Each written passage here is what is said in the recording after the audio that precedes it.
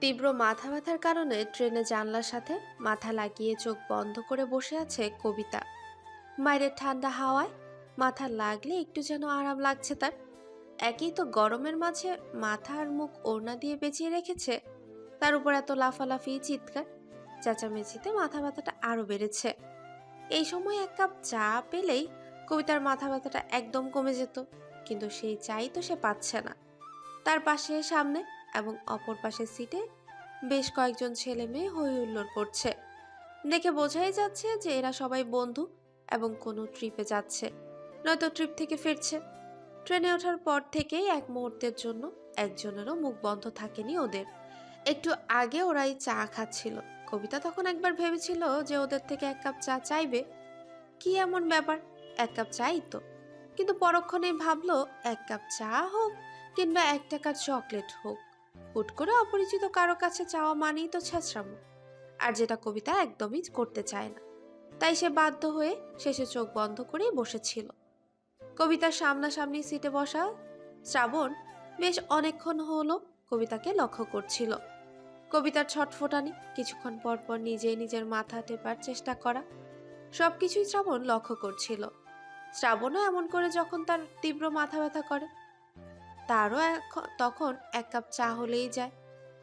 শ্রাবণ ভাবলো কবিতারও হয়তো এই সমস্যাটা হচ্ছে, কিন্তু শ্রাবণ আগ বাড়িয়ে চায়ের প্রস্তাব দেওয়ার সাহস পায়নি। কেননা একেই তো কবিতার তার অপরিচিত, তার উপর আবার মেয়ে, বলা তো যায় না। যদি আবার তাকে বা তার পুরো ফ্রেন্ড সার্কেলকে ভুলভাল কিছু ভেবে বসে, তাহলে অযথাই একটা ঝামেলায় বাড়বে। কিন্তু একটু আগে যখন খেয়াল করলো যে কবিতার অস্থিরতা বৃদ্ধি পাচ্ছে, তখন ভাবলো যা হওয়ার হবে, কিন্তু সে কবিতাকে চায়ের কথাটা বলবে। শ্রাবণ গলাটা পরিষ্কার করে নিয়ে কবিতার উদ্দেশ্যে বলল, চা খাবেন? প্রথম দফায় কবিতা বুঝতে পারেনি যে শ্রাবণ তাকে উদ্দেশ্য করে কথাটা বলেছে। অবশ্য কথাটা আদৌ তার কান অব্দি পৌঁছেছে কিনা সেটাও একটা প্রশ্ন। কবিতার থেকে কোনো সাড়া না পেয়ে শ্রাবণ পুনরায় কবিতার উদ্দেশ্যে বলে, এই যে ম্যাম, শুনতে পাচ্ছেন? আপনাকে বলছি, অনুগ্রহ করে একটু চোখটা খুলে আমার কথাটা শুনবেন। এবারের বলা কথাটা কবিতার কান অব্দি পৌঁছেছে। কবিতা আস্তে ধীরে নিজের চোখটা খুলে শ্রাবণের দিকে তাকায়। শ্রাবণ তখনও তার দিকেই তাকিয়ে আছে। কবিতা একবার আশেপাশে চোখ বুলিয়ে শ্রাবণের উদ্দেশ্যে সন্দিহান গলায় বলল, আপনি কি আমায় কিছু বললেন? কবিতার অত্যন্ত শান্ত এবং মিষ্টি গলার আওয়াজে শ্রাবণের কানে যেতে তার কণ্ঠটা অত্যন্ত পরিচিত লাগলো। মনে হচ্ছে এর আগেও এই কণ্ঠটা সে শুনেছে, তা খুব মনোযোগ সহকারে শুনেছে। শ্রাবণের থেকে কোনো উত্তর না পেয়ে কবিতা পুনরায় জিজ্ঞেস করলো। আপনি কি আমায় কিছু বলবেন? কবিতার কথায় শ্রাবণ যেন নিজের সম্বিত ফিরে পেল। কবিতার উদ্দেশ্যে বলল, জি, আপনাকেই বলছিলাম, চা খাবেন? হঠাৎ করে অপরিচিত একজনের থেকে চায়ের প্রস্তাব পেয়ে কবিতার ব্যাপারটা একটু খটকা লাগলো। কবিতা সন্দিহান গলায় জিজ্ঞেস করলো। আপনি হঠাৎ আমায় চায়ের প্রস্তাব দিলেন কেন? কবিতার কথায় শ্রাবণ হালকা হেসে বলে, আসলে অনেকক্ষণ থেকে আপনাকে লক্ষ্য করছিলাম। আমার মনে হলো যে আপনার বোধহয় মাথা ব্যথা করছে। চা খেলে একটু আরাম পাবেন, তাই বললাম। শ্রাবণের কথা শুনে কবিতার ভালো লাগলেও সন্দেহ যেন পুরোপুরি কাটল না। এদিকে কবিতাকে তার দিকে সন্ধিহান দৃষ্টিতে তাকিয়ে থাকতে দেখে শ্রাবণ বলল, আমাকে বিশ্বাস করতে পারেন, আমি একা নই। এই যে এদেরকে দেখছেন, আমরা সবাই একসাথে একটা ট্রিপ থেকে বাড়ি ফিরছি। আমার নাম শ্রাবণ। আমরা একসাথেই সবাই চা খাবো। আপনাকে যে ফ্লাস্ক থেকে চা দেব, আমরাও সেই একই ফ্লাস্ক থেকে চা খাবো। তো খাবেন আমাদের সাথে চা? শ্রাবণের কথা শুনে কবিতার মনে হচ্ছে না যে ছেলেটা খারাপ বা মিথ্যে বলছে।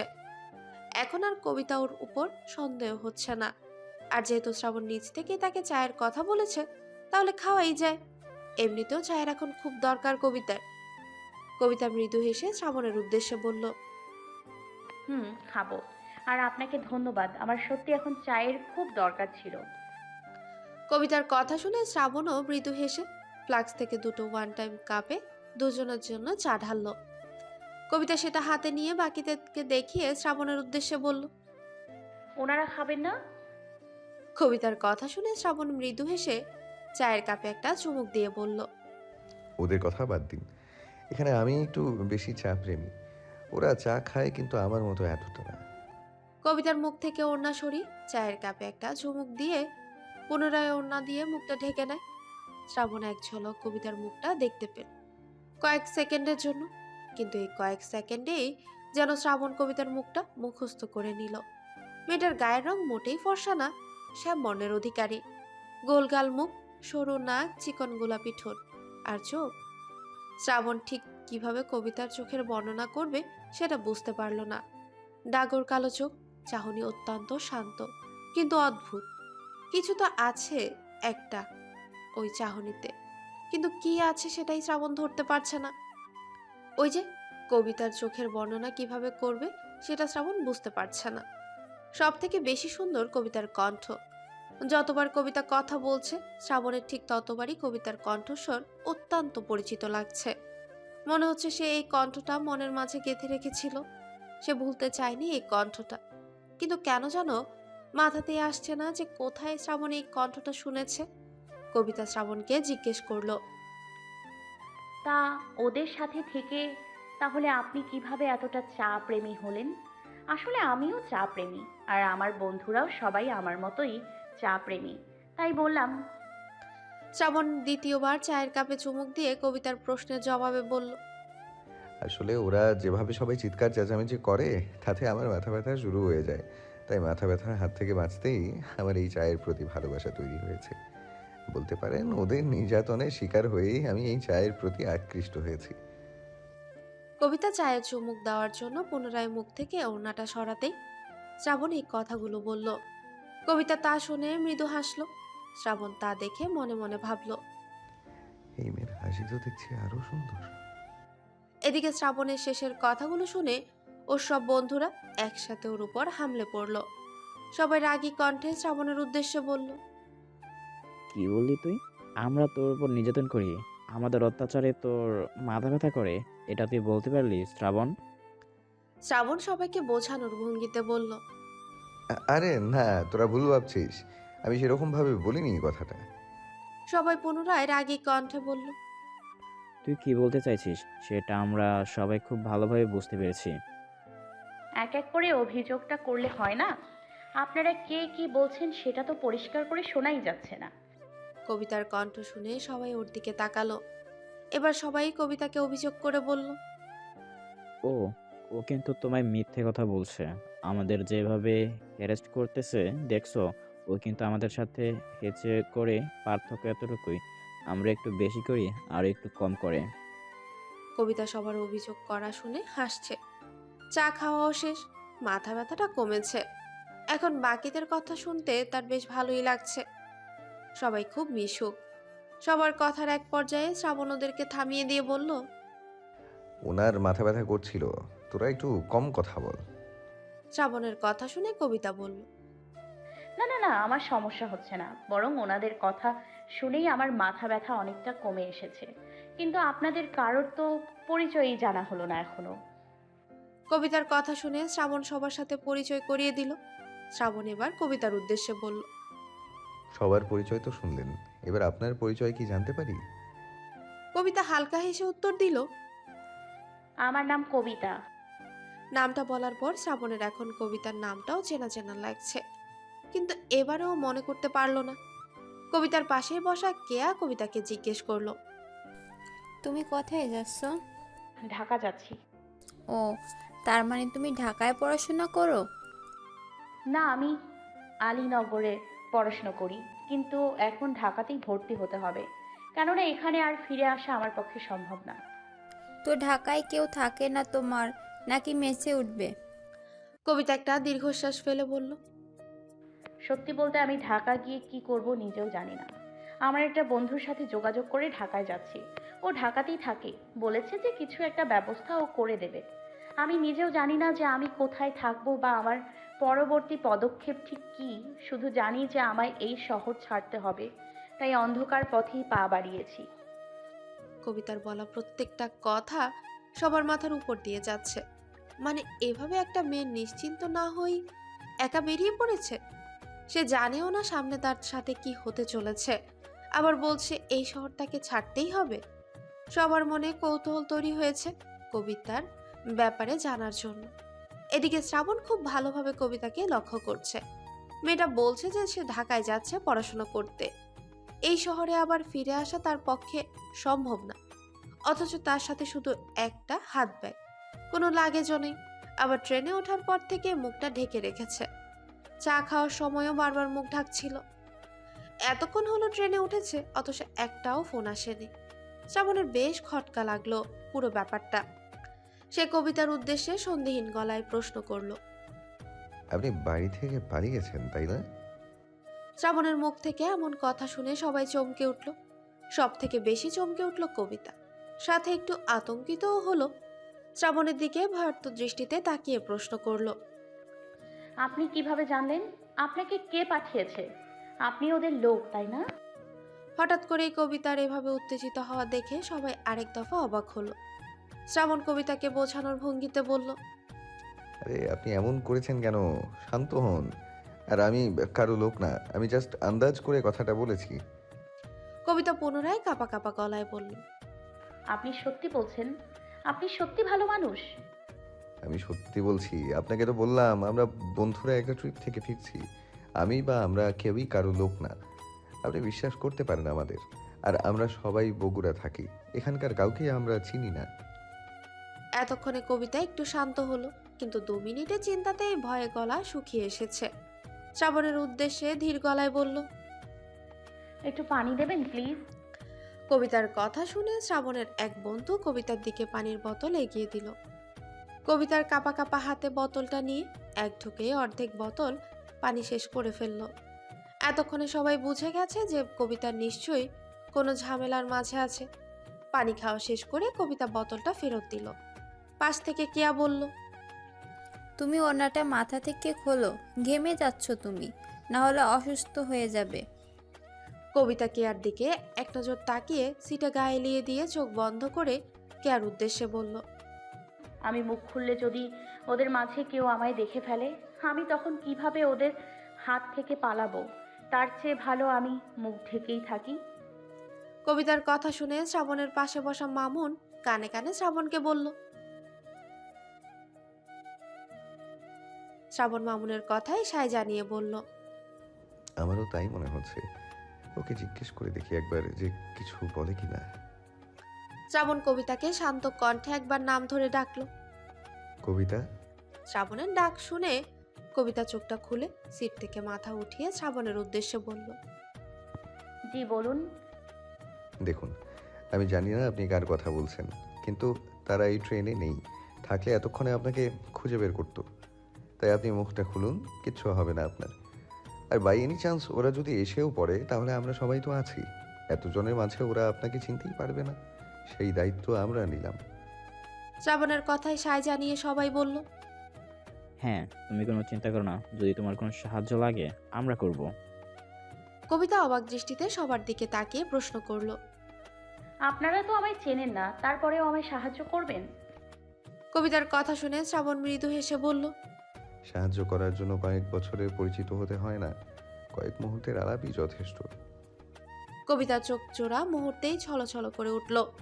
যেখানে সে জন্মালো, যে গ্রামে সে বেড়ে উঠল, যেখানকার সব মানুষকে কবিতা আপন করে ভাবত, বিপদের দিনে তারা কেউ কবিতার পাশে দাঁড়ানো তো দূর, একটা খোঁজ পর্যন্ত নেয়নি।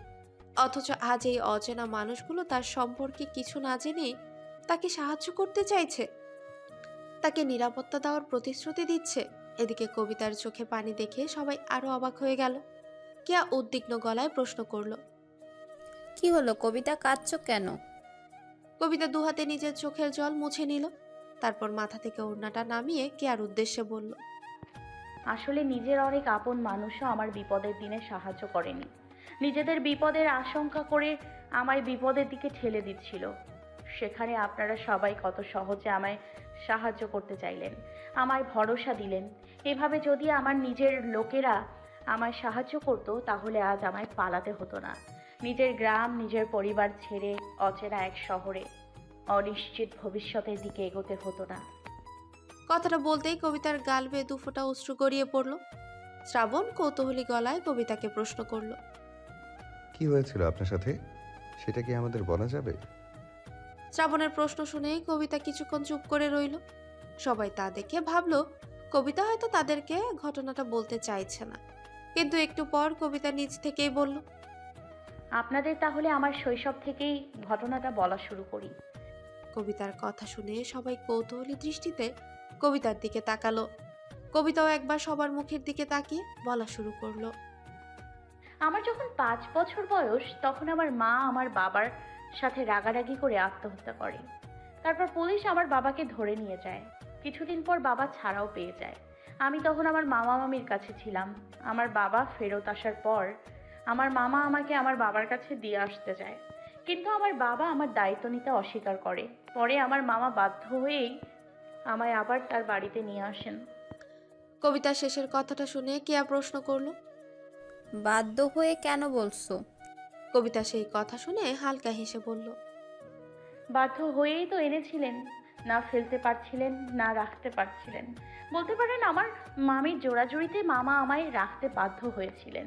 আসলে আমার মামির মেয়ের খুব শখ ছিল, কিন্তু ওনার 2 ছেলে হয়, তাই আমায় মামি খুব ভালোবাসতেন। মামাও কিন্তু কখনো আমার সাথে খারাপ ব্যবহার করেনি, কিন্তু আসলে আমার মামার জন্য আমি অনেকটা বোঝার মতো ছিলাম। আমার 2 মামাতো ভাইয়ের পড়াশোনা, খাবার, পোশাক এসবের পর আমার জন্য কেনাটা আমার মামার আয়ের তুলনায় বাড়তি হয়ে গিয়েছিল। আমার মামা জমিতে কাজ করেই মূলত সংসার চালাতেন, কিন্তু আমার মামি সেলাইয়ের কাজ করে আমায় পড়াশোনা শিখিয়েছেন। অবশ্য মামা কখনো তাতে বাধা দেয়নি। তারপর আমি ক্লাস 8-এ ওঠার পর কয়েকটা বাচ্চাকে প্রাইভেট পড়ানো শুরু করলাম। আমি আহামরি ভালো স্টুডেন্ট ছিলাম না, কিন্তু যতটুকু পারতাম তাতে সবাই ভরসা করে আমার কাছে পড়তে আসতো। এভাবেই এইচএসসি দিলাম, রেজাল্ট ভালোই করেছিলাম। তারপর এখানেই ইংলিশে অনার্সে ভর্তি হই। এটুকু বলে কবিতা থামলো। শ্রাবণ শুধু মনোযোগ দিয়ে সবটা শুনছে। ওর একজন বন্ধু কবিতাকে জিজ্ঞেস করলো। আর তোমার বাবা, উনি তোমার খোঁজ নেননি? বাবার কথা শুনে কবিতা তাচ্ছিল্য হেসে বলল। আমার বাবার কি অত সময় ছিল নাকি? আমার মা মারা যাওয়ার 6 মাসের মাথায় আমার বাবা আবার বিয়ে করেন। তার স্ত্রী সন্তানদের নিয়ে তিনি সুখে শান্তিতে আছেন। অযথা আমার খোঁজ নিয়ে নিজের বিপদ কেন বাড়াতে যাবেন? পাশ থেকে কিয়া তাড়া দিয়ে বলল। আচ্ছা, সেসব বুঝছি, এখন তারপর বলো। সব মোটামুটি ভালোই চলছিল, কিন্তু এরপর হঠাৎ করে আমার মামির ভাইয়ের ছেলের আগমন ঘটে। উনি সৌদিতে থাকতেন, অনেকদিন পর দেশে ফিরেছেন। দেশে ফেরার কিছুদিন পর উনি আমাদের বাড়িতে ঘুরতে আসেন। তখন ওনার নাকি আমাকে দেখে পছন্দ হয়ে যায়। উনি মামার কাছে বিয়ের প্রস্তাব দেন। আমার মামাও রাজি হয়ে যান, কেননা উনি মামাকে কথা দিয়েছিলেন যদি মামা আমার সাথে উনি বিয়ে দেন তাহলে উনি আমার 2 ভাইকে বিদেশে নিয়ে যাওয়ার ব্যবস্থা করবেন, তাও সম্পূর্ণ নিজ খরচে। কিন্তু জানেন, আমার মামি রাজি ছিল না এই বিয়েতে। আমার মামির আমায় নিয়ে অনেক স্বপ্ন। ওনার নিজের ছেলেদের প্রতি ওনার যে আশাটা ছিল না, ওনার আমার প্রতি সেই আশাটা ছিল। কিন্তু আমার মামি বাকি সবার সাথে একা পেরে উঠছিলেন না। আমার মামা আর ভাইয়েরা তো পুরো অন্ধ হয়ে গিয়েছিল। আমার মামি আমার বাবাকেও কথাটা জানায়, কিন্তু আমার বাবা বলেছিল যে আমি নাকি অনেক দিন আগেই ওনার কাছে মৃত। আমার মায়ের জন্য ওনাকে জেল খাটতে হয়েছে, সেজন্য উনি নাকি আমায় কোনোদিনও ক্ষমা করবেন না। পরে অবশ্য আমি বিয়েতে রাজি হয়েছিলাম, কিন্তু যখন জানতে পারলাম যে আমি ওনার 3য় স্ত্রী হব, তখন আর মেনে নিতে পারিনি। ওনার প্রথম স্ত্রী বিয়ের 1 বছরের মাথায় ওনাকে ডিভোর্স দিয়ে চলে যান, আর ওনার 2য় স্ত্রী নাকি এখনও ওনার সাথে আছেন। ওদের ডিভোর্সই হয়নি, উনি সৌদিতেই থাকেন। আর উনি ওনার 3য় স্ত্রী হিসেবে আমায় বিয়ে করতে চেয়েছিলেন। কবিতার কথা শুনে মামুন প্রশ্ন করলো। ওই বেটার বয়স কত কবিতা? 35-এর মতো হবে। আর তোমার? আমি তো 21-এ পা দিলাম। মানে তোমার থেকে প্রায় 14 বছরের বড় শালা, শখ কত? মামুনকে থামিয়ে দিয়ে পাশ থেকে শ্রাবণের আরেক বন্ধু সোহেল বলল। কবিতা, তুমি তো বিয়েতে না করে দিতে পারতে, কিংবা পুলিশের কাছে সাহায্য চাইতে পারতে। এভাবে হুট করে যে বাড়ি থেকে পালিয়ে আসলে, এখন সামনে কি করবে কিছুই তো জানো না। তোমার ওই বন্ধু আদৌ কোনো ব্যবস্থা করতে পেরেছে কিনা সেটাও তো জানো না। সোহেলের কথা শুনে কবিতা তাচ্ছিল্য হেসে বলল। যেখানে আমার নিজের মানুষ আমার কথা শুনতে চায়নি, সেখানে পুলিশ কি শুনতো? আর তাছাড়া গ্রামে ওদের খুব প্রভাব ছিল। আমি যদি পুলিশকে জানাতাম তাও কোনো লাভ হতো না, সেটা আমি খুব ভালো করেই জানি। টাকার সামনে কিছুই মূল্য নেই। সেজন্যই তো এর আগেও একবার পালাতে নিয়েছিলাম কাউকে না জানিয়ে, কিন্তু সেবার সফল হতে পারিনি। তাই তো শেষে আমার মায়ের মতো আত্মহত্যার পথটাই বেছে নিয়েছিলাম, কিন্তু সেটাতেও সফল হতে পারিনি। কবিতার আত্মহত্যার কথা শুনে সবাই সহজ স্বরে চেঁচিয়ে উঠে বলল। কি বলছো এসব? তুমি আত্মহত্যা করতে গিয়েছিলে? ওদের কথা শুনে কবিতা নিজের হাতটা দেখিয়ে বলল। সত্যি, এই দেখুন এখনো দাগ আছে। কেয়া কবিতার হাতটা ধরে দেখলো সত্যি কবিতা হাত কেটেছিল, যার দাগ এখনো স্পষ্ট বোঝা যাচ্ছে। আর এই ক্ষতটা যে খুব একটা পুরনোও নয় সেটাও তারা বুঝতে পারলো। কেয়া এবার হালকা রাগী কণ্ঠে কবিতার উদ্দেশ্যে বলল। এই মেয়ে, এসব কেউ করে? তুমি পড়ালেখা জানা একটা শিক্ষিত মেয়ে হয়ে কিভাবে এই কাজটা করতে পারলে? কষ্টের কাছে কি আর এসবের কোনো মূল্য থাকে? জীবন যখন থমকে যায়, যখন আমরা নিরুপায় হই, তখন আমরা ঠিক ভুল বিচার করার মতো অবস্থাতেই থাকি না। জানেন, আমি আগে ভাবতাম মানুষ কেন আত্মহত্যা করে, কেন এত সুন্দর একটা পৃথিবী থেকে বিদায় নিতে চায়, কিন্তু এখন আমি প্রতিটা পদে পদে বুঝতে পারি যে মানুষ কেন এই পৃথিবী থেকে বিদায় নিতে চায়। জানেন, আমার জীবনটা না একই জায়গায় আটকে ছিল। আমার ভাগ্যের চাকা কোনো মতেই সামনে এগোচ্ছিল না। হাত কাটার পর 2 দিন আমি হসপিটালে ভর্তি ছিলাম। তারপরে আমায় আবার বাড়ি ফিরিয়ে আনা হয়। আমি তখনও ঠিকভাবে কথা পর্যন্ত বলতে পারছিলাম না বলে ওনারা বিয়ের তারিখ 1 সপ্তাহ পিছিয়ে পরশুদিন ঠিক করেন। আমি ভেবেছিলাম এবার আর আমি কিছু করতে পারবো না, আমার জীবন এখানেই শেষ। আমার ভাগ্যের চাকা হয়তো বা কোনো দিনও সামনে এগোবে না, কিন্তু না, আল্লাহ আমার সহায় হয়েছেন।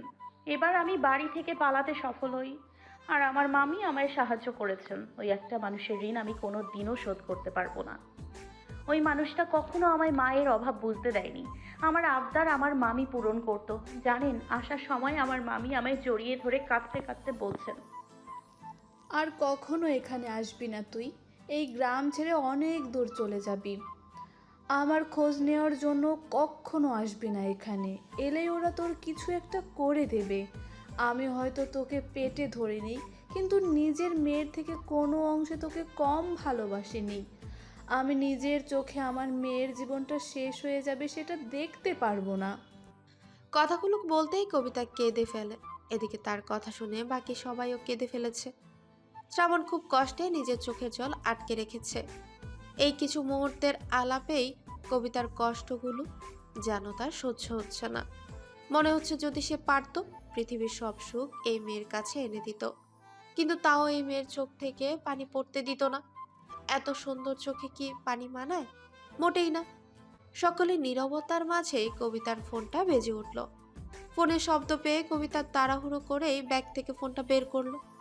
একটা অচেনা নাম্বার থেকে কবিতার কাছে কল এসেছে। কবিতা একটু ভেবে ফোনটা রিসিভ করে, কিন্তু আগেই কোনো কথা বলল না। যেহেতু অচেনা নম্বর, তাই যে কেউ কল করতে পারে। ফোনটা রিসিভ করে কানে ধরতেই অপর পাশ থেকে কবিতার বন্ধু শুভ তাড়াহুড়ো কণ্ঠেই বলে উঠল। কবিতা, আমি শুভ বলছি, তুই ঠিক আছিস? শুভর কণ্ঠ পেয়ে কবিতা তড়িৎ গতিতে উত্তর দিয়ে বলল। আমি ঠিক আছি। এটা কার নাম্বার থেকে ফোন করেছিস? আর তুই আমার থাকার ব্যবস্থা করতে পেরেছিস তো? শুভ পুনরায় তাড়াহুড়ো কণ্ঠে বলে। এটা আমার একটা বন্ধুর নম্বর। শোন, এখন বেশি কথা বলতে পারবো না। তুই ঢাকা আসিস না কবিতা। ওরা জেনে গেছে তুই ঢাকায় আসছিস, তাও আবার আমার কাছে আসছিস। শুভর কথা শুনে কবিতা ভয়ার্ত গলায় বলল। কি বলছিস এসব? ওরা কিভাবে জানলো? আর বলিস না, একটু আগে মামি আমার নাম্বারে ফোন দিয়ে শুনছিল যে তুই পৌঁছেছিস কিনা। তা এখনই তোর একটা ভাই সেই সব কথা শুনে নিয়ে সবাইকে জানিয়ে দেয়। তোর না হওয়া বর একটু আগে আমাকে ফোন দিয়ে ঠেট দিয়েছে, বলেছে যে ওরা ঢাকায় আসছে, ওকে নিয়ে যাবেই সাথে করে। তাই আমি বলছি তুই কোনো মতেই ঢাকা আসিস না, তুই সোজা চট্টগ্রাম চলে যা। ওখানে আমার একটা বন্ধুর বাড়ি আছে, কয়েকটা দিন ওখানে থাক। তারপর পরিস্থিতি স্বাভাবিক হলে আমি তোকে ঢাকায় নিয়ে আসবো। কিন্তু তুই এখন ঢাকায় আসিস না, না হলে ওরা আবার তোকে নিয়ে যাবে। আমি চাইলেও তোকে বাঁচাতে পারবো না। ফোনের ওপাশ থেকে আর কোনো শব্দ পাওয়া যাচ্ছে না। কবিতা কান থেকে ফোনটা নামিয়ে দেখলো তার ফোন বন্ধ হয়ে গেছে। কবিতার এবার বুক ফেটে কান্না আসছে। সে জানে শুভ তার ভালোর জন্যই কথাটা বলেছে, কিন্তু তাই বলে এখন হুট করে সে একা একা চট্টগ্রাম কিভাবে চলে যাবে? চেনে না জানে না, এভাবে কি কারো বাসায় গিয়ে থাকা যায়? আর কত অন্যের বোঝা হয়ে থাকবে? সে তো তার নিজ দায়িত্ব নিজে নিতে চায়, অথচ বারবার তাকে শুধু অন্যের ভরসাতেই থাকতে হয়। এখন সে চট্টগ্রাম গিয়ে বা কি করবে? ফোনের চার্জও তো শেষ, নিজের কাছে তো তেমন টাকাও নেই। কবিতার এখন মনে হচ্ছে সেদিন সে মারা গেলেই ভালো হতো, কিংবা সে যদি তার মায়ের গর্ভে মারা যেত, তাহলে এত মানুষের অশান্তি হতো না। কথাগুলো ভেবে কবিতা আবারও রুখে কেঁদে উঠল। কেন সে এতটা অসহায়? বারবার কেন তাকে এতটা কষ্ট সহ্য করতে হয়? সে যে আর পারছে না। আজ 15টা বছর হলো সে নিজের সাথে নিজেই লড়াই করে ক্লান্ত। প্রায় 10 মিনিট হলো কবিতা কেঁদেই চলেছে। সবাই অনেক চেষ্টা করেও কবিতার মুখ থেকে একটা কথাও বের করতে পারেনি। হাজার চেষ্টা করেও কবিতার কান্না থামাতে পারেনি। কেউ বুঝতেও পারছে না যে কে কবিতাকে কল করেছিল, কি এমন বললো যে কবিতা এখনো কে আসছে। এদিকে শ্রাবণের আর কবিতার কান্না সহ্য হচ্ছে না। এতবার করে জিজ্ঞেস করেছে, অথচ কবিতা একটার কথারও উত্তর দেয়নি। শেষে শ্রাবণ বাধ্য হয়ে কবিতাকে জোরে একটা ধমক দিল। ধমকটা শুনতেই কবিতা সহ বাকি সবাই চুপ হয়ে গেল। একটু থেমে কবিতা পুনরায় কান্না শুরু করে দিল। শ্রাবণ আবারও ধমক দিয়ে রাগী কণ্ঠে বলল, এই মেয়ে, একদম চুপ। কখন থেকে বলছি কান্না থামাও, কান্না থামাও, কিন্তু উনি একটা কথাও শুনতে পায় না। কি হয়েছে সেটা তো বলবেন আগে। আমরা তো বলেছি আমরা আপনার পাশে আছি, আমরা আপনাকে সাহায্য করব। এখন আপনি যদি আমাদের কিছু না জানান তাহলে আমরা কিভাবে সাহায্য করব? তখন থেকে শুধু কেঁদেই যাচ্ছেন। আর একবার যদি চোখ থেকে জল পড়েছে না, তাহলে আপনাকে আমি সোজা ট্রেন থেকে ফেলে দেব, বলে দিলাম। And I am serious. শ্রাবণের ধমক খেয়ে কবিতার কান্নাটা বন্ধ হলেও মুখ খুলল না। শ্রাবণ বুঝতে পারলো যে তার এতটা রাগারাগি করা ঠিক হয়নি। মেয়েটা এমনিতেই ভয়ে ছিল, তার উপর আবার সে এভাবে ধমক দিল। শ্রাবণের এখন নিজের গালে নিজেরই থাপ্পড় মারতে ইচ্ছে করছে। নিজেকে শান্ত করে কবিতার উদ্দেশ্যে অনুশোচনার স্বরে বলে, আই এম সরি কবিতা, আবার এভাবে আপনার সাথে কথা বলা ঠিক হয়নি। কবিতা মাথা নিচু রেখে ধীর কণ্ঠে শ্রাবণের উদ্দেশ্যে বলল। আমি কিছু মনে করিনি। শ্রাবণ একটা প্রশান্তির শ্বাস ফেলে কবিতার উদ্দেশ্যে বলল, দেখুন কবিতা, আপনি যদি আমাদেরকে সবটা খুলে না বলেন, আমরা তাহলে আপনাকে সাহায্য করতে পারবো না। আমরা আপনার পাশে থাকতে চাই, তাই প্লিজ আপনি আমাদেরকে সবটা খুলে বলুন কবিতা। কবিতা এবার একে একে সব ঘটনা সবাইকে খুলে বলল। সবটা শোনার পর কেয়া কবিতার উদ্দেশ্যে বলল, কিন্তু তুমি চট্টগ্রাম কিভাবে যাবে? তোমার ফোনটাও তো বন্ধ। ওখানে গিয়ে যোগাযোগই বা করবে কিভাবে তোমার বন্ধুর সাথে? আর ওরা যেহেতু তোমার বন্ধুর সন্ধান পেয়েছে, তাহলে তো উনার বন্ধুর সংবাদ পেতেও সময় লাগবে না। কেয়ার কথায় সায় জানিয়ে পাশ থেকে রিয়াও বলল,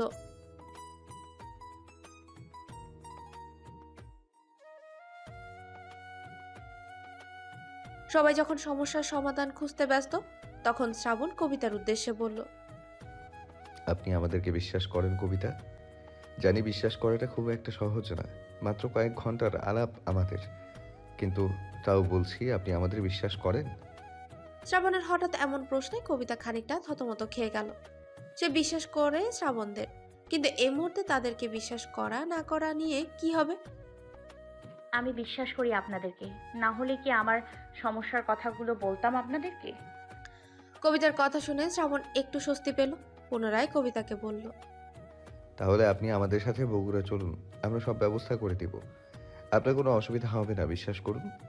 আর ওখানে কেউ আপনাকে চিনবেও না, তাই কেউ আপনার খোঁজও পাবে না। তাই বলছি আপনি আমাদের সাথে চলুন। সবাই শ্রাবণের কথায় সায় জানালো। কবিতাকে সবাই বোঝালো যেন সে তাদের সাথে যায়।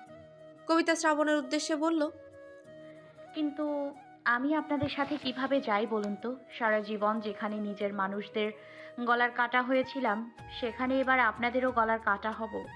এই কবিতা মানেই ঝামেলা। অযথা কেন নিজেদের ঝামেলা বাড়াতে চাইছেন? আমার কথা ভুলে যান। আমি কোথাও একটা নেমে যাব। তারপর যদি আমার ভাগ্যে বেঁচে থাকা থাকে, তাহলে বাঁচবো, না হলে চলে যাব। কবিতার কথা শুনে কেয়া হালকা রাগী কণ্ঠে বলল, এই মেয়ে বেশি বড় হয়ে গেছো তাই না? আমাদের ঝামেলা হলে সেটা আমরা বুঝে নেব, তোমাকে ভাবতে হবে না। কেয়ার কথা শুনে কবিতা কেয়ার দিকে তাকিয়ে মুখে মৃদু হাসি এনে বলল, আপনারাও তো নিঃস্বার্থভাবে আমার কথা ভাবছেন, আর আমি আপনাদের কথা ভাববো না? বললাম না, এই কবিতা মানেই ঝামেলা। আরে আমি যদি এই ঝামেলাটাকেই সাথে নিয়ে বইতে চাই তাহলে, মানে আমরা সবাই যদি চাই তাহলে তো আর আপনার সমস্যা নেই। আর আপনি আমাদের ওপর বোঝা কেন হবেন? আমরা সবাই মিলে আপনাকে একটা কাজ খুঁজে দেব। কিছু না পেলে আমাদের সবার ছোট ভাই বোনদের আপনি প্রাইভেট পড়াবেন, তারপর দরকার হলে আপনি একটা মেসে উঠে যাবেন, তাহলেই তো হয়ে গেল। প্লিজ আপনি আর অমত করবেন না। কবিতা কিছুক্ষণ ভেবে পুনরায় শ্রাবণের উদ্দেশ্যে সন্ধিহীন গলায় বলল, আপনারা সত্যি আমায় নিয়ে যাবেন আপনাদের সাথে? শ্রাবণ মৃদু হেসে বলল, বিশ্বাস করতে পারছেন না? একবার বিশ্বাস করে দেখুন, অভিযোগ করতে দেব না। আমরা খারাপ নই কবিতা, আমরা আমাদের সবটা দিয়ে আপনাকে সাহায্য করার চেষ্টা করব। আপনি শুধু আমাদেরকে একটু বিশ্বাস করুন। কি করবেন না? সবাই অধীর আগ্রহে অপেক্ষা করছে কবিতার উত্তর শোনার জন্য। অবশেষে কবিতা মুখ খুলল। করব, আপনাদেরকে আমি বিশ্বাস করব। কবিতার কথা শুনে কেয়া কবিতাকে জড়িয়ে ধরে বলল, ধন্যবাদ বিশ্বাস করার জন্য কবিতা। আর শোনো, তুমি আমার বাড়িতে থাকবে, আমাদের সবার বাড়ি প্রায় পাশাপাশি। আর আমার আর শ্রাবণের বাড়ি তো অনেকটাই কাছাকাছি। তো তোমাকে তো বলাই হয়নি, শ্রাবণ কিন্তু আমার ফ্রেন্ড, এর সাথে সাথে আমার মামাতো ভাইও। সবাই এবার কবিতার সাথে গল্প শুরু করে। বাকি রইল শুধু শ্রাবণ। শ্রাবণ এখন হাসতে থাকা কবিতাকেই খেয়াল করছে। মেয়েটা হাসলে বড্ড সুন্দর লাগে, কাঁদলেও অবশ্য বন্ধ লাগে না। কিন্তু কবিতার চোখের পানি শ্রাবণের একদম পছন্দ হয়নি। শ্রাবণ তাই মনে মনে ঠিক করেছে যে যতদিন কবিতা ওর সাথে থাকবে ততদিন শ্রাবণ তার সাধ্যমতো চেষ্টা করবে যেন কবিতার চোখে পানি না আসে। শ্রাবণের তাকিয়ে থাকার মাঝেই কবিতাও শ্রাবণের দিকে তাকালো। কবিতার তাকানো দেখেও শ্রাবণ নিজের দৃষ্টি সরালো না। এদিকে শ্রাবণকে নিজের দিকে এভাবে তাকিয়ে থাকতে দেখে কবিতার একটু অস্বস্তি হচ্ছে। কবিতার নিজের দৃষ্টি শ্রাবণের উপর থেকে সরিয়ে নিল। কিছুক্ষণ পর পর আর চোখে শ্রাবণের দিকে তাকাচ্ছে, কিন্তু তখনও শ্রাবণ অপলক দৃষ্টিতে কবিতার দিকেই তাকিয়ে আছে। কবিতা তা বুঝে পুনরায় নিজের দৃষ্টি সরিয়ে নিল, আর শ্রাবণ তা দেখে মিটিমিটি হাসছে। এমনভাবে কিছুক্ষণ চলার পর শ্রাবণ নিজেই নিজের দৃষ্টি সরিয়ে নিল। এতক্ষণে কবিতা যেন হাফ ছেড়ে বাঁচল। রাতের খাবার খেয়ে সবাই যে যার মতো একজন আরেকজনের কাঁধের উপর, তো কেউ আবার অন্যজনের গায়ের উপর ঘুমিয়ে পড়েছে। শুধু শ্রাবণ আর কবিতা জেগে আছে। যদিও দুজনের কেউ কারোর সাথে কথা বলছে না, দুজনে জানলা দিয়ে বাইরে তাকিয়ে আছে। কিন্তু শ্রাবণের এখন কবিতার সাথে কথা বলতে ইচ্ছে করছে। কবিতা সম্বন্ধে তার আরও জানতে ইচ্ছে করছে, কিন্তু আগ বাড়িয়ে কবিতাকে কিছু জিজ্ঞেস করতেও তো পারছে না, কেননা কবিতা খুব মনোযোগ দিয়ে বাইরে তাকিয়ে কিছু একটা ভাবছে। আর কবিতার সেই ভাবনার মাঝে তাকে বিরক্ত করতে শ্রাবণের একটু অস্বস্তি হচ্ছে। শ্রাবণের এসব ভাবনার মাঝে কবিতার শ্রাবণের উদ্দেশ্যে বলে, আপনার ফোনটা একটু দেবেন প্লিজ? আমার বন্ধুকে একবার জানিয়ে দিতাম যে আমি চট্টগ্রাম যাচ্ছি না। কবিতার কথাটা কর্ণকোহর হতেই শ্রাবণ পকেট থেকে নিজের ফোনটা বের করে কবিতার দিকে বাড়িয়ে দিল। কবিতা ফোনটা হাতে নিয়ে শুভর নম্বরে ডায়াল করলো। প্রথমবার শুভ ফোনটা রিসিভ করলো না। কবিতা আবারও কল দিল। এবারে শুভ ফোনটা রিসিভ করে, হালকা রাগী কণ্ঠে বলে, হ্যালো, কে বলছেন? আর বারবার কল করে বিরক্ত করছেন কেন? শুভ, আমি কবিতা। শুভ নামটা কানে যেতেই শ্রাবণ মৃদু চমকে ওঠে। এবার তার সবটা মনে পড়েছে। যদি শ্রাবণের সন্দেহ ঠিক হয়ে থাকে, তাহলে কবিতাই 2 মাস আগে তার কাছে রং নাম্বার থেকে যে ফোনটা এসেছিল সেই মেয়েটা। এদিকে ফোনের ওপাশে কবিতার নামটা শুনেই শুভ অস্থির কণ্ঠে বলে, কবিতা, তুই ঠিক আছিস? তখন ওইভাবে ফোনটা কেটে দিলি, তারপরে আর তোকে পেলাম না। তুই জানিস চিন্তায় আমার অবস্থা খারাপ হয়ে গেছে। আমি তো ভেবেছিলাম ওরা আবার তোকে মনে হয় ধরে ফেলেছে। না না না, আমি ঠিক আছি।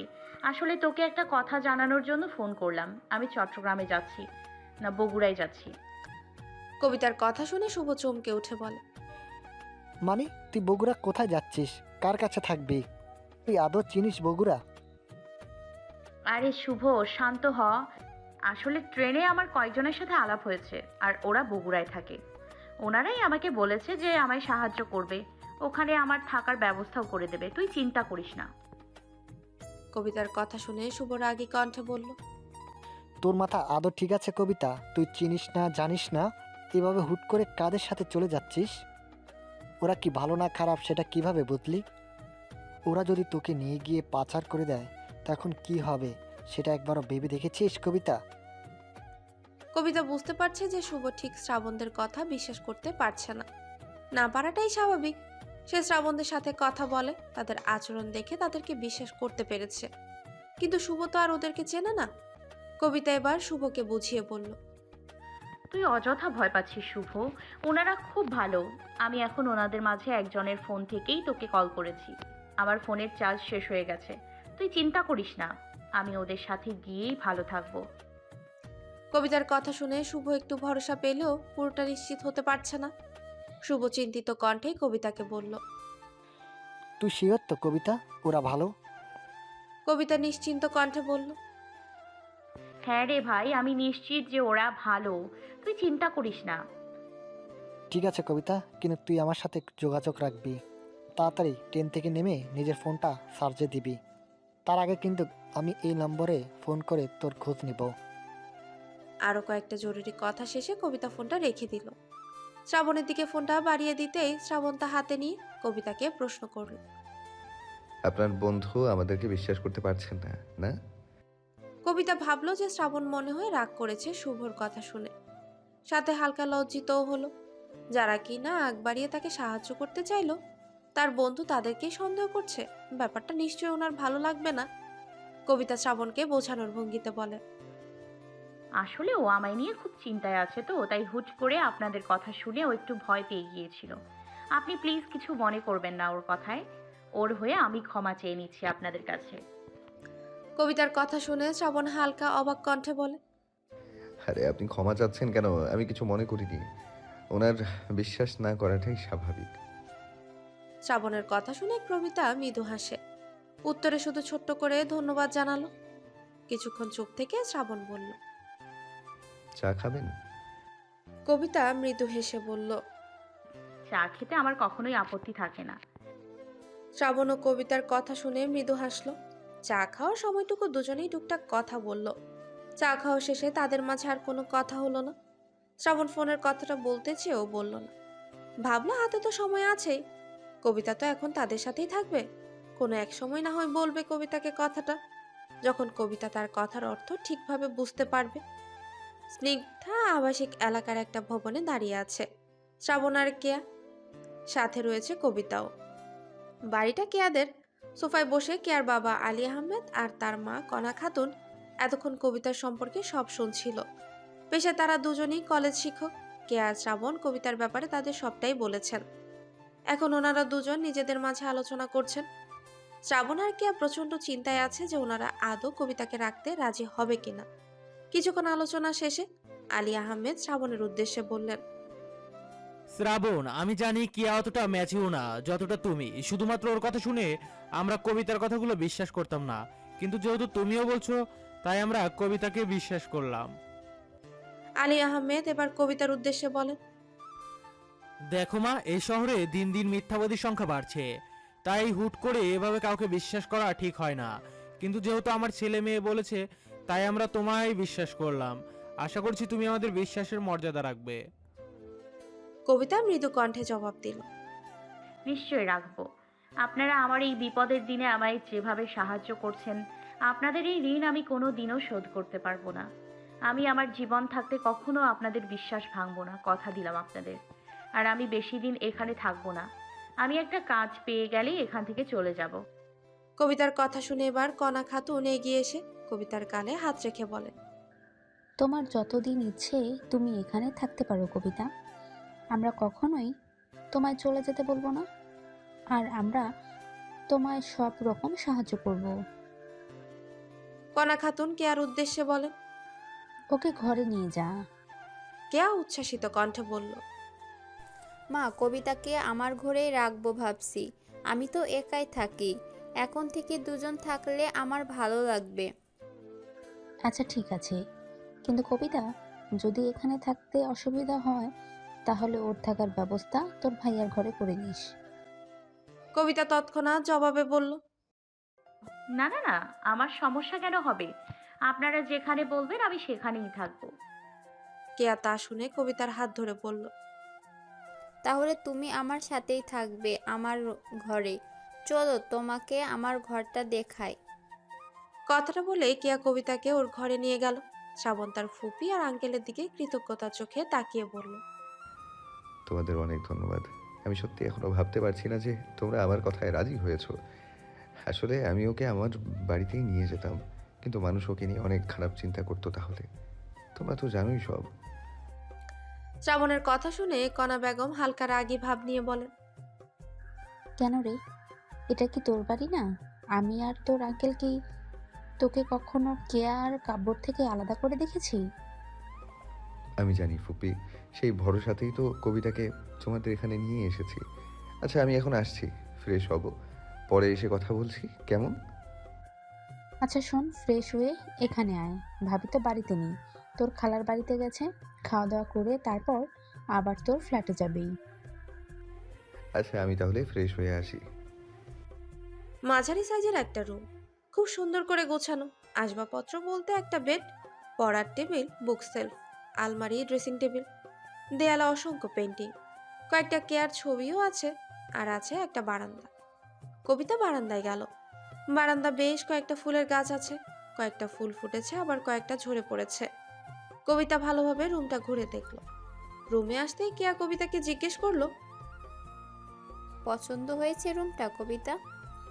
কবিতা হালকা হেসে বলল, এত সুন্দর ঘর আবার কারোর অপছন্দ হয় নাকি? খুব সুন্দর লেগেছে আপনার ঘরটা। বিশেষ করে দেয়ালে টাঙানো এই পেইন্টিংগুলো খুব সুন্দর লেগেছে আমার। এই পেন্টিংগুলো সব আমার ভাইয়ার করা।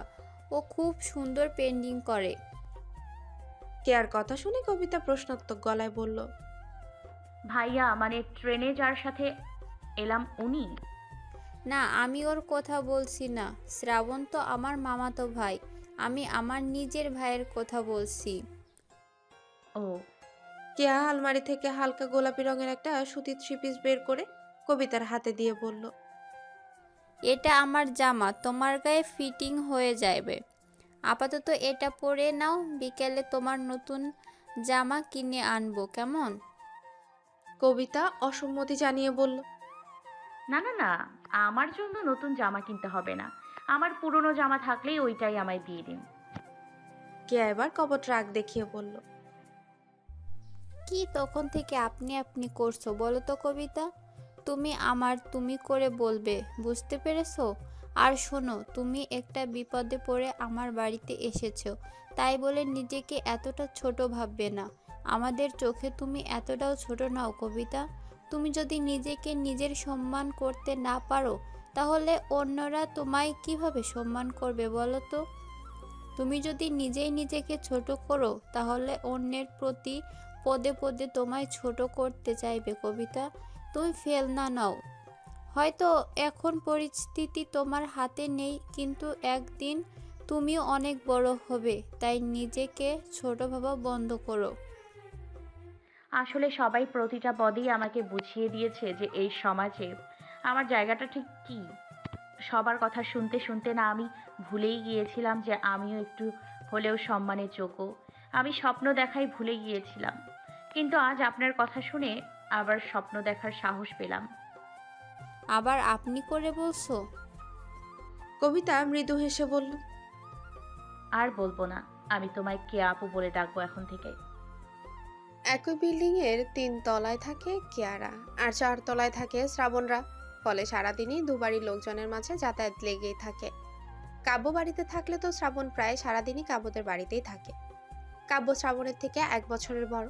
বর্তমানে ঢাকা ইউনিভার্সিটিতে চারুকলা অনুষদের স্টুডেন্ট। আর কেয়া শ্রাবণ দুজনেই সমবয়সী। এবার অনার্স 4র্থ বর্ষের শিক্ষার্থী। শ্রাবণ গোসল করে আবারও কেয়াদের বাড়িতে আসে। টেবিলে বসে কণা খাতুনের উদ্দেশ্যে জোরে ডাক দেয়। কণা খাতুন রান্নাঘর থেকে গলা উঁচিয়ে শ্রাবণকে বলে, তুই টেবিলে বস, আমি খাবার দিচ্ছি। শ্রাবণ জগ থেকে পানি ঢেলে 1 গ্লাস পানি খেলো। পানি খাওয়া শেষ হতেই সেখানে কেয়া চলে এলো। কেয়াকে একা আসতে দেখে শ্রাবণ প্রশ্ন করলো। তুই একা কেন? কবিতা কোথায়? কেয়া চেয়ারে বসতে বসতে বলল। ও তো রান্নাঘরে আছে মায়ের সাথে। ওর বেশ ভাব জমেছে মায়ের সাথে। শুনছিস না মা কেমন হাসছে? আর কবিতার হাসির শব্দও তো পাওয়া সম্ভব না। শ্রাবণ একটু মনোযোগ দিতেই শুনতে পেল রান্নাঘর থেকে কণা খাতুনের হাসির শব্দ আসছে। শ্রাবণ ফোনটা হাতে নিয়ে কেয়ার উদ্দেশ্যে প্রশ্ন করে। কাব্য ভাইয়া কবে আসছে রে? প্রশ্নটা করলো ঠিকই, কিন্তু কেয়ার বলা উত্তর আর শুনতে পেল না। তার আগেই তার চোখে পড়লো রান্নাঘর থেকে তরকারির বাটি হাতে নিয়ে বের হওয়া কবিতার উপর। পরনে তার কেয়ার দেয়া হালকা গোলাপি রঙের সুতি 3 পিস। ভেজা চুলগুলো গোসলের পর এখনো আঁচড়ায়নি, চুল দিয়ে এখনো পানি পড়ছে।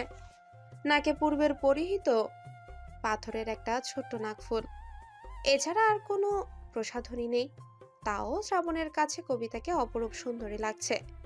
মেয়েটাকে হয়তো আহামরি সুন্দর না, কিন্তু তার যতটুকু সৌন্দর্য আছে তা শ্রাবণের হৃদয়কে থমকে দেওয়ার জন্য যথেষ্ট। শ্রাবণকে চুপ থাকতে দেখে কেয়া ওর দিকে তাকায়। শ্রাবণকে সামনের দিকে হা করে তাকিয়ে থাকতে দেখে কেয়া তার দৃষ্টি অনুসরণ করে। সামনে তাকাতেই দেখলো কবিতা টেবিলে তরকারির বাটি গুছিয়ে রাখছে। কেয়া পুনরায় শ্রাবণের দিকে তাকালো। শ্রাবণ এখনো কবিতার দিকে অপলক দৃষ্টিতে তাকিয়ে আছে। কেয়ার ব্যাপারটা ঠিক সুবিধার ঠেকলো না। এদিকে কবিতার যেন সেসবের কোনো প্রতি খেয়ালই নেই। কবিতা চলে যেতে শ্রাবণের যেন হুঁশ ফিরল। কেউ দেখলো কিনা সেটা দেখার জন্য আশেপাশে তাকাতে দেখলো কেয়া ওর দিকে ভ্রু কুঁচকে তাকিয়ে আছে। শ্রাবণ তৎক্ষণাৎ কেয়ার উপর থেকে নিজের দৃষ্টি সরিয়ে নিল। কেয়া সন্দিহান গলায় শ্রাবণকে জিজ্ঞেস করলো। ব্যাপার কি বলতো শ্রাবণ? কেয়ার প্রশ্ন শুনে শ্রাবণ যেন আরো গুলিয়ে গেল। হালকা তুতলিয়ে কেয়াকে বলল। কি ব্যাপার বলবো তোকে?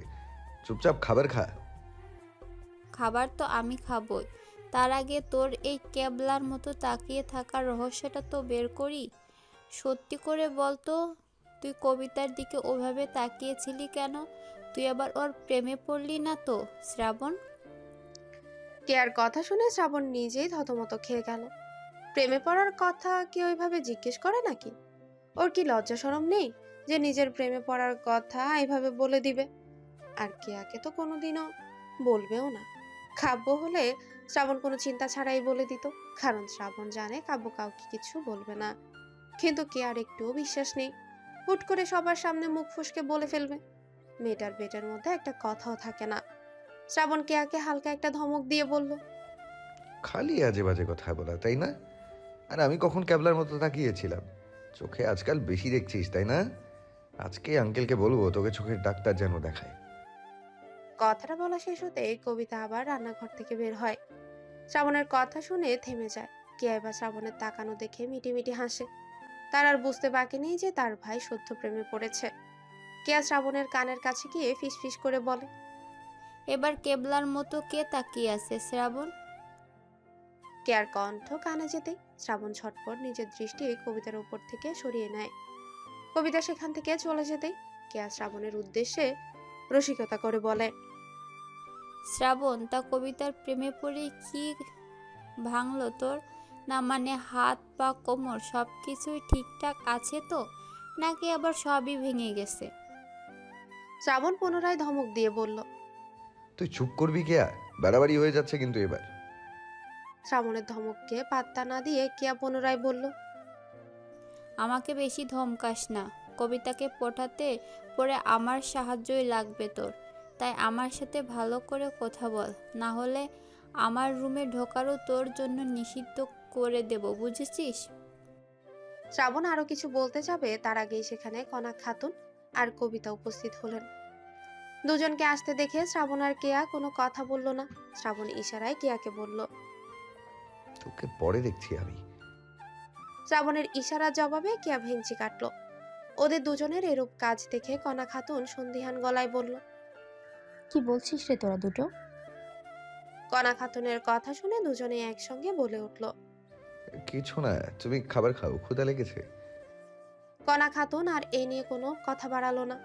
তিনি নিজেই একটা চেয়ারে বসে পাশের চেয়ারটায় কবিতাকে বসতে বললে কেয়া কবিতাকে ওখানে বসতে দেয় না।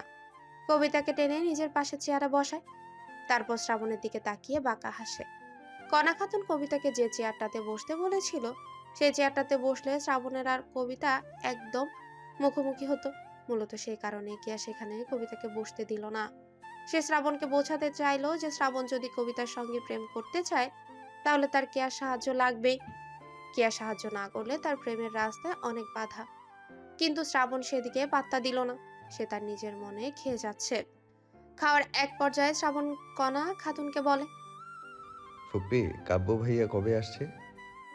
শ্রাবণের প্রশ্ন শুনে কেয়া ভ্রু কুঁচকে বলে, তোর কি স্মৃতিশক্তির লোপ পেল নাকি রে? একটু আগেই তো আমায় এই প্রশ্নটা করলি। করেছিলাম, কিন্তু তুই তো উত্তর দেসনি। আমি উত্তর দিয়েছিলাম, তুই শুনতে পাসনি। অবশ্য পাবি বা কি করে, মন তো এখন অন্য জায়গায় ঘোরাঘুরি করছে। শ্রাবণ কেয়াকে ধমক দিয়ে বলল, তুই একটু কম কথা বলবি প্লিজ। এখন তো কথাটা আমি ফুপ্পিকে জিজ্ঞেস করেছিলাম, তোর নাক গলাতে হবে না। কেয়া আর কোনো কথা বলল না। কণা খাতুন বললেন, ওর তো ফাইনাল পরীক্ষা চলছে, আর 2 সপ্তাহ বাদেই চলে আসবে। শ্রাবণ ছোট্ট করে উত্তর দিল। ও, খাওয়ার টেবিলে আর কোনো কথা হলো না। যে যার মতো খাবার শেষ করে উঠে চলে গেল। কবিতার রুমে এসে দেখলো কেয়া বারান্দায় দাঁড়িয়ে কারোর সাথে কথা বলছে। তাই আর সে কেয়াকে বিরক্ত করলো না। চুপচাপ বুক সেলফ থেকে একটা বই নিয়ে বিছানায় বসে পড়তে লাগলো। দরজায় টোকা পড়তেই কবিতা ঠিক হয়ে বসে। শ্রাবণ মৃদু কণ্ঠে অনুমতি চাইল। আসতে পারি? জি আসুন। অনুমতি পেয়ে শ্রাবণ ভেতরে প্রবেশ করে। বিছানার একপাশে বসে কবিতার উদ্দেশ্যে বলে, কি করছিলেন? তেমন কিছু না, বই পড়ছিলাম। এখানে কোনো সমস্যা হচ্ছে না তো? না, কোনো সমস্যা হচ্ছে না, সবাই খুব ভালো।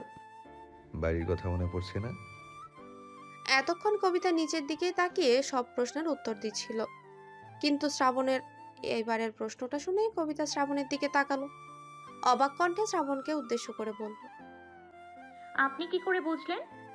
শ্রাবণ মৃদু হেসে বলল, আপনার সাথে কথা বলে এতটুকু বুঝেছি যে আপনার বাড়ির কেউ আপনাকে ভালোবাসুক আর না বাসুক, কিন্তু আপনি তাদেরকে ভালোবাসেন। এতগুলো বছর তাদের সাথে থেকেছেন, আজ হুট করে তাদের ছেড়ে চলে আসলে তো মন খারাপ করবে, এটাই স্বাভাবিক। একটু তো মন খারাপ করছেই, কিন্তু আমি যখন নিজ ইচ্ছেতে সবকিছু ছেড়ে চলে এসেছি, তাহলে এইটুকু কষ্ট আমাকে সহ্য করতেই হবে। ঠিক বলেছেন, নিজেকে শক্ত করতে হবে আপনার, বুঝেছেন? যেন কেউ আর আপনাকে ভাঙতে না পারে। আপনাকে অনেক বড় হতে হবে। যাদের চোখে আপনি ফেলনা ছিলেন তাদেরকে বুঝিয়ে দিতে হবে যে আপনার যোগ্যতা কখনোই কম ছিল না। চাইলে আপনিও অনেক কিছু করতে পারেন। আর আপনার এই লড়াইয়ে আমি সবসময় আপনার পাশে আছি। শ্রাবণের কথা শুনে কবিতা মৃদু হেসে বলল, আপনার এই কথাগুলো এখন আমায় প্রচুর সাহস যোগায়। আমি নতুন করে বাঁচার শক্তি খুঁজে পাই। আমি জানি না এই ঋণ আমি কিভাবে শোধ করব। যদি কখনো আমি আপনার কোনো কাজে লাগি তাহলে আমায় বলবেন। আপনার জন্য কিছু একটা করতে পারলে অন্তত আমি একটু শান্তি পাবো। আমার ঋণ আপনাকে শোধ করতে হবে না, কিন্তু যদি আমি আপনার থেকে কিছু চাই তাহলে আপনি আমায় দেবেন। কবিতা বিস্ময়ের সাথে বলল, আমার কাছে আপনাকে দেওয়ার মতন কি আদৌ কিছু আছে? আমি তো নিজেই আপনাদের উপর নির্ভরশীল। আমার মতো নিঃস্ব আপনাকে কি দিবে?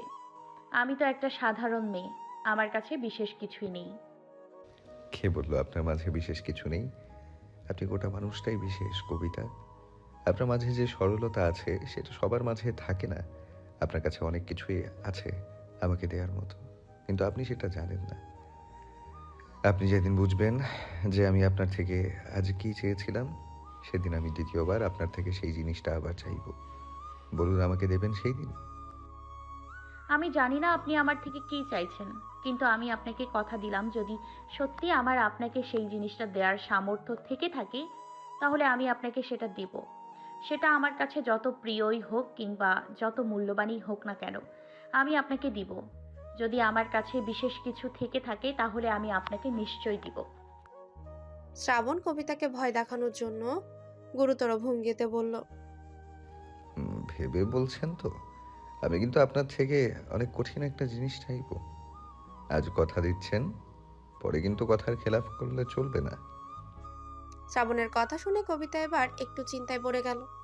সে ভেবে পাচ্ছে না যে শ্রাবণ তার থেকে কি এমন চাইবে। এদিকে কবিতার ভয়ের তো চেহারা দেখে শ্রাবণ হেসে ফেলে। তা দেখে কবিতা আরো ভড়কে গেল। শ্রাবণ নিজের হাসি থামিয়ে কবিতার উদ্দেশ্যে বলল, চিন্তা করবেন না, আপনার ইচ্ছার বিরুদ্ধে গিয়ে জোর করে আপনার থেকে কিচ্ছু নেব না। যদি কখনো আমার মনে হয় যে আপনি এখন সেই জিনিসটা আমায় দিতে পারবেন, যদি কখনো আবার নিজের মনে হয় যে হ্যাঁ আমি সেই জিনিসটা পাওয়ার যোগ্য, তখনই আমি আপনার থেকে সেটা চাইব, তার আগে নয়। আর এটা নিয়ে এত ভাববেন না, সময় হলে আমি নিজেই আপনাকে বলবো। আর আমার মনে হয় আপনি যথেষ্ট বুদ্ধিমতী একজন মেয়ে, আমার বলার আগে আপনি সবটা বুঝে যাবেন। এখন তাহলে আসি। ওপরতলায় আমার বাড়ি। এখন মা বাবা কেউই বাড়িতে নেই। কেয়াকে বলেছি বিকেলে মা বাবা বাড়িতে ফিরলে আপনাকে যেন নিয়ে যায়, ওনাদের সাথে আলাপ করিয়ে দেব। আর কোনো সমস্যা হলে কেয়াকে বলবেন, আমি তো আছি। এখন আসছি তাহলে। শ্রাবণ চলে যেতে নিয়ে আবারও পেছন ফিরে কবিতাকে একবার নাম ধরে ডাকে। কবিতা। ডাক শুনে কবিতা দরজার কাছে দাঁড়ালো আর শ্রাবণের দিকে তাকিয়ে মৃদু কণ্ঠে বলল, জি বলুন। শ্রাবণ মৃদু হেসে বলল, আপনার কণ্ঠটা এত মিষ্টি কেন বলুন তো? সেই 2 মাস আগে শুনেছিলাম, অথচ এখনো আমার কানে বাজছে আপনার বলা কথাগুলো। সামনাসামনি আপনার কণ্ঠটা আরো বেশি সুন্দর লাগে শুনতে। আপনি বলেছিলেন না আপনার মাঝে বিশেষ কিছু নেই? মোটেই না। আপনার কাছে আপনার এই মিষ্টি গলার আওয়াজটা আছে, যেটা যে কারোরই মন ভোলাতে পারে। আপনার এই কণ্ঠস্বর 1 সেকেন্ডে কাউকে আপনার মাঝে হারিয়ে ফেলতে পারে। আর আপনার চোখের কথা না হয় নাই বললাম, ওটা কিন্তু যে কাউকে খুন করতে পারে। এত এত ক্ষমতা থাকার পরও আপনি বলছেন আপনার কাছে বিশেষ কিছু নেই। এটা ভুল। আমাদের কাছে যা আছে তার সবটা হয়তো আপনার কাছে নেই, কিন্তু আপনার কাছে যা আছে তার ছিটে ফোঁটাও আমাদের কারোর কাছে নেই। কথাটা বলে শ্রাবণ সেখান থেকে চলে গেল, পেছনে ফেলে রেখে গেল দ্বিধান্বিত কবিতাকে। শ্রাবণের বলা অর্ধেক কথার মানেই কবিতা বুঝতে পারলো না। যেটুকু বা বুঝতে পেরেছে তা কবিতা মানতে পারছে না। শ্রাবণ কেন তাকে এমন কথা বলল সেটা কবিতা কিছুতেই বুঝতে পারছে না। ওর কণ্ঠ দিয়ে কাউকে হারিয়ে ফেলতে পারে, আবার ওর চোখ দিয়ে কাউকে খুনও করতে পারে। এসব কথার মানে কি? কবিতা অনেক চেষ্টা করেও কোনো ঠিকঠাক উত্তর পেল না। যেই একটা উত্তর কবিতার মাথায় এলো, কবিতা সেটা মানতে নারাজ। তার মতে এটা অসম্ভব ব্যাপার। কিভাবে একদিনের পরিচয়ে শ্রাবণ আর ভাবতে পারল না। কবিতা নিজেই নিজের মনকে বুঝালো সে যা ভাবছে সেটা ভুল। শ্রাবণ হয়তো এমনি তার কণ্ঠের প্রশংসা করেছে, আর এটা তো নতুন নয়। এর আগে অনেকেই কবিতার কণ্ঠের প্রশংসা করেছে, তাই এটা নিয়ে এত ভাবার কিছু নেই। কবিতা আবারও বই পড়ায় মনোযোগ দিল। এখন যে করেই হোক তাকে শ্রাবণের কথাটা মাথা থেকে বের করতেই হবে। পশ্চিম আকাশে সূর্য ঢলতে শুরু করেছে। আকাশ এখন কমলা রঙে ঢেকে গেছে। পাখিরা তাদের নিরে অনেকক্ষণ আগে ফিরতে শুরু করেছে। বারান্দায় দাঁড়িয়ে কবিতা ফুলের টবগুলোতে পানি দিচ্ছে, সাথে গুনগুন করে গান গাইছে। আমারও পরানো যাহা চায়, তুমি তাই, তুমি তাই গো, আমারও পরানো যাহা চায়। আপনার গানের গলা তো বেশ সুন্দর। হঠাৎ কোনো পুরুষালী কণ্ঠ শুনে কবিতার গান থেমে যায়। চমকে পেছনে তাকিয়ে বলে, কে? পেছনে তাকিয়ে দেখলো ব্যালকনির দরজার সাথে শ্রাবণ হেলান দিয়ে দাঁড়িয়ে আছে। মুখে তার লেপ্টে আছে মুচকি হাসি। কবিতার প্রশ্ন শুনে শ্রাবণ হালকা দুঃখী দুঃখী ভাব নিয়ে বলল, আমি একবার শুনে আপনার কণ্ঠ মুখস্থ করে রেখেছি, আর আপনি এখনো আমার কণ্ঠটা ঠিকভাবে চিনতেও পারলেন না কবিতা? কবিতা মাথা নামিয়ে মৃদু কণ্ঠে বলল, আসলে হঠাৎ করে কথাটা বলেছেন তো, তাই একটু চমকে গিয়েছিলাম, না হলে আপনার কণ্ঠ আমি চিনি। ও, তার মানে ভুল হয়ে গেছে তাই তো? কবিতা উপর নিচ মাথা নাড়িয়ে সম্মতি জানালো। শ্রাবণ আবারও কবিতাকে বলল, দেখেছেন আপনার আরেকটা বিশেষ গুণ আমার নজরে পড়লো। জানেন, আমি এটাই ভাবছিলাম যে আপনার কণ্ঠে গান শুনতে কেমন লাগবে। যাক, আমার সেই ইচ্ছেটাও পূরণ হয়ে গেল। কবিতাকে নিশ্চুপ দেখে শ্রাবণ কবিতাকে প্রশ্ন করলো, আচ্ছা কবিতা, আপনার কি আমার সাথে কথা বলতে অস্বস্তি হয়? কবিতা তৎক্ষণাৎ উত্তর দিল, একদমই না। তাহলে আপনি চুপ করে থাকেন কেন? আবার কথা বললেও সবসময় নিচের দিকে তাকিয়ে কথা বলেন। হ্যাঁ মানছি আমি হয়তো আপনার মতো অত সুন্দর না, তাই বলে এতটাও খারাপ দেখতে না যে আমার মুখের দিকে তাকিয়ে আপনি কথাই বলেন না। কবিতা মুখটা তুলে শ্রাবণের দিকে তাকিয়ে বলল, না, আপনি ভুল ভাবছেন। আমি সেজন্য নিচের দিকে তাকিয়ে কথা বলি না। আর কে বললো আপনি খারাপ দেখতে? তার মানে আমি ভালো দেখতে? শ্রাবণের প্রশ্ন শুনে কবিতা পুনরায় মাথা নামিয়ে ছোট্ট করে বলে, হুম। তাহলে আবার চোখ নামিয়ে নিলেন কেন?